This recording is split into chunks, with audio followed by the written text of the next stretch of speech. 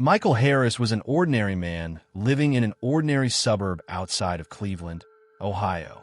He was 39, divorced, worked night shifts as a security supervisor, and lived alone in a quiet two-bedroom house that always felt slightly too big. One Tuesday night, Michael came home around 2:30 a.m. The street was empty, the air cold, and his porch light flickered like it always did. Inside, the house smelled stale, untouched since morning. He locked the door, dropped his keys, and checked his phone. One missed call. No caller ID. Time, 2:17 a.m. He frowned. No voice made. Michael shrugged it off. Wrong number. Drunk call. It happened. He showered, changed, and lay in bed scrolling mindlessly until his eyes grew heavy. Just as he was about to fall asleep, his phone rang. Same thing. No caller ID. He answered. Hello. There was silence. Then breathing. Slow. Careful. Can I help you? Michael asked, annoyed now. A voice finally spoke. Low. Calm.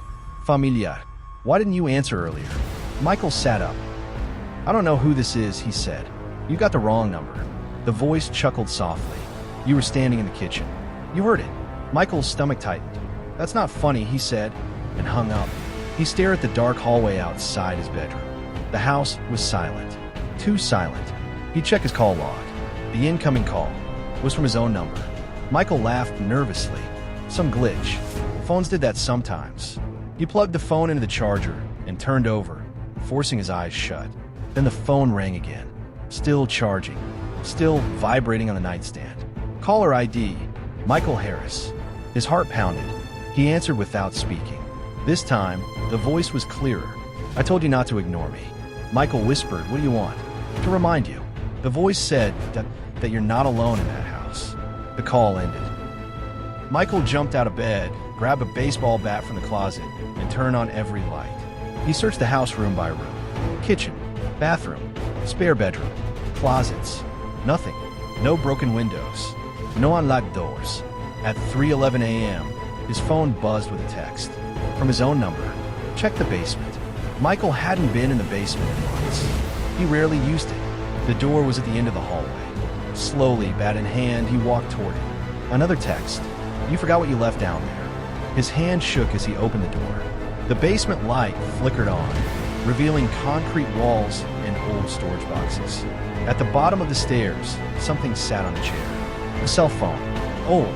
Cracked screen. Covered in dust. Michael's breath caught. He recognized it instantly. It was the phone he'd lost 2 years ago. The one that disappeared the night of the accident. The phone on the chair rang. Michael didn't answer. The screen lit up. Incoming call. Caller ID, Michael Harris. Behind him, the basement door slowly closed. The voice spoke not from the phone, but from right behind his ear. You answered this time. The lights went out. The darkness lasted only a few seconds, but it felt endless. When the lights flickered back on, Michael was alone in the basement. Or at least, that's what it looked like. The chair was empty. The old phone was gone. The basement door stood open again, as if it had never moved. Michael didn't remember screaming, but his throat burned like he had. His hands were numb. He ran up the stairs, slammed the door shut, and shoved a shelf against it like that would help against whatever this was. His phone buzzed in his pocket. A voicemail notification. From his own number. With shaking fingers, he pressed play. At first, there was static. Then a voice. His voice. Panicked. Breathless. Please, the recording said. If you're hearing this, don't go into the basement. I already did. I thought I could fix it. Michael felt dizzy. The message continued. I didn't mean to kill him. It was an accident. He followed me home. I panicked. I hid the body. I thought if I forgot, it would stop. Michael dropped the phone. Memories rushed back like a broken dam. The night 2 years ago. The man on the road. The argument. The fall. The basement. The voicemail ended with a whisper. He didn't forget. Michael backed away until he hit the wall. The house creaked. Floorboards groaned upstairs. Footsteps. Slow. Heavy. Familiar. Michael ran for the front door. It wouldn't open. The handle twisted uselessly in his hand. His phone rang again. Caller ID, Michael Harris. He answered, crying now. What do you want from me? The voice replied gently, almost kindly. You left me in the dark, it said. Now it's your turn. The footsteps stopped right behind him. The phone slipped from his hand.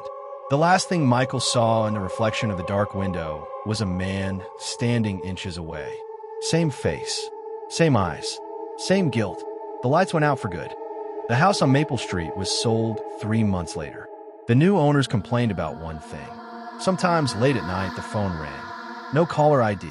And if they answered, a calm voice always asked the same question. Why didn't you answer earlier?